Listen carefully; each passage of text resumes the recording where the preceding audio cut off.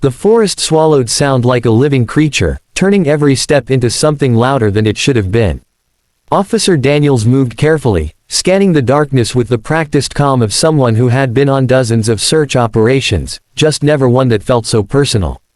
Missing children cases always hit differently. But tonight, something was wrong on a level he couldn't explain.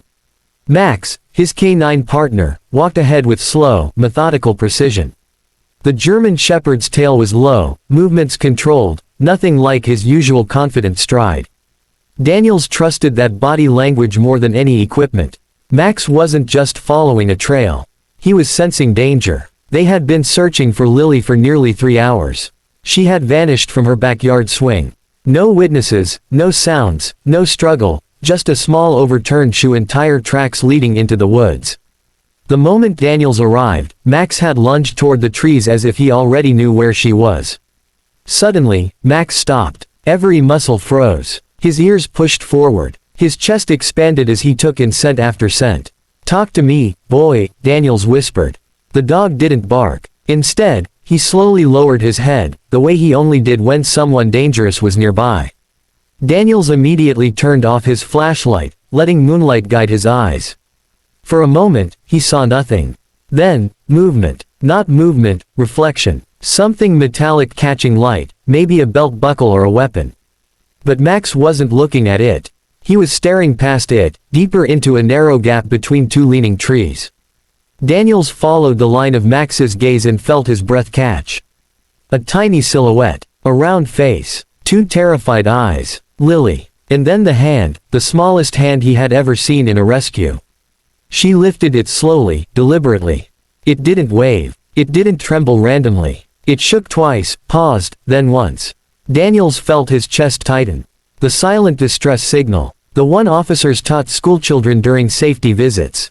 "I'm in danger. I'm not alone." Max let out a soft, barely audible huff, a rapid exhale he used only in extreme cases. Daniels understood immediately. Someone was right beside her. Someone Max could smell but Daniels couldn't see. In that moment, the forest felt even darker. Even the wind seemed to stop moving. Daniels crouched low, whispered, "Max, phase 2. Max transformed instantly. The playful partner was gone. The tactical K9 emerged, silent, deadly, precise. He slipped into the trees like a shadow. Lily had risked everything to give a signal. Daniels knew he had exactly one chance to save her. What happened next would stun everyone on the scene. Max moved forward with a predator's grace, each paw touching the ground without sound. Daniels trailed behind, staying low, keeping to the darkest parts of the forest. He trusted the dog's instincts entirely. Max was trained not only to track but to assess danger, anticipate threats, and act without hesitation. As they advanced, faint sounds began to reach Daniels, a voice. Not Lily's. A man's voice, low and irritated, mumbling curses under his breath. Max paused, lowered himself even more, belly against the forest floor. Then he lifted one paw, and tapped the earth twice. A signal only Daniels knew. Suspect within 10 meters. Daniels felt adrenaline rush through him. He pulled aside a branch just enough to see. There they were. Lily sat on the ground, wrists bound with duct tape. Her face was streaked with tears, but her eyes were sharp, alert, scanning the darkness as if waiting for something. She wasn't gagged, probably a mistake on the kidnapper's part, thinking silence meant safety. Her captor stood behind her, shifting nervously. He kept glancing around, clutching a phone in one hand. A weapon glinted on his belt, a knife, long enough to be lethal. Daniels swallowed hard. Approaching from behind wasn't possible. The man's position gave him full visibility of any path Daniels might take. One wrong step, and Lily would pay the price. Then it happened. Lily's eyes locked on Max. A burst of emotion flashed in them, fear, relief, determination. And then, she did it again. 2 shakes. Pause. 1 shake. The signal. The warning. Max's ears twitched, reading her like a page. Daniels felt the dog's muscles tighten. The kidnapper turned away for a moment, checking his phone again. "Where are they?" he muttered angrily. Lily took in a slow breath, and released the faintest cough. Barely audible, but intentional. Max understood instantly. A green light. In one explosive second, Max launched out of the shadows with breathtaking speed. Not a bark, not a growl, just a precision strike. He hit the man's legs from the side with the full force of a trained K9. The kidnapper collapsed with a choked gasp, dropping his phone. The knife clattered harmlessly away.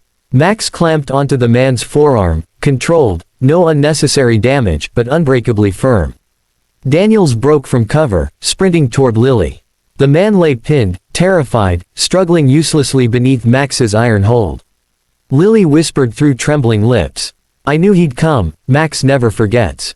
But neither she nor the kidnappers knew. The biggest shock was only moments away. Red and blue lights flickered through the trees as backup raced toward the clearing, but Daniels knew the danger wasn't over. The forest felt too alive, too watchful. Lily clung to him as he cut through the tape on her wrists, her small hands trembling against his jacket. "You're safe," Daniels murmured. "We've got you." But Lily shook her head quickly, eyes wide. No, we're not." He wasn't alone. Those words hit harder than any blow. Before Daniels could respond, Max's ears snapped upward. His body stiffened, hackles rising with sudden intensity. Then, 3 short, sharp barks. The code. Multiple suspects. Approaching fast. Daniels lifted Lily and moved her behind a thick oak trunk, shielding her with his body. He clicked his radio twice, a command for immediate tactical backup. But then he made a decision no officer on scene would ever forget. He unclipped Max's harness and whispered, "Guide them. Push them to us. Don't attack unless you must." Max shot off like a missile into the trees. The forest erupted in echoes, snaps, growls, footsteps, curses. Max wasn't engaging directly. He was circling the suspects, manipulating their fear, using every trick he had been trained for. Leaves rustled violently as voices shouted. "What was that? Something's following us. Is that the dog? How is it so fast?" Max lunged just close enough to brush past one suspect's leg, sending him stumbling into another. Then he vanished, reappearing behind them with a warning growl that shook their confidence apart. Daniels could hear the panic spreading like wildfire. Max wasn't chasing them randomly. He was hurting them, driving the suspects in one direction, straight toward the flashing cruiser lights and waiting officers at the forest's edge. A scream erupted as one suspect burst from the trees and crashed into an officer's arms. Another ran in circles before dropping to his knees, sobbing. "The dog tricked us. It tricked us." One by one, they were all apprehended, confused, terrified, and completely disoriented. And then, silence. Max trotted out from the shadows, chest heaving, tongue lolling proudly. He went straight to Lily and pressed his head into her small hands. Lily whispered, "He saved me again." Daniels nodded, voice thick with emotion. "He saved all of us." In the official report, officers wrote the same thing.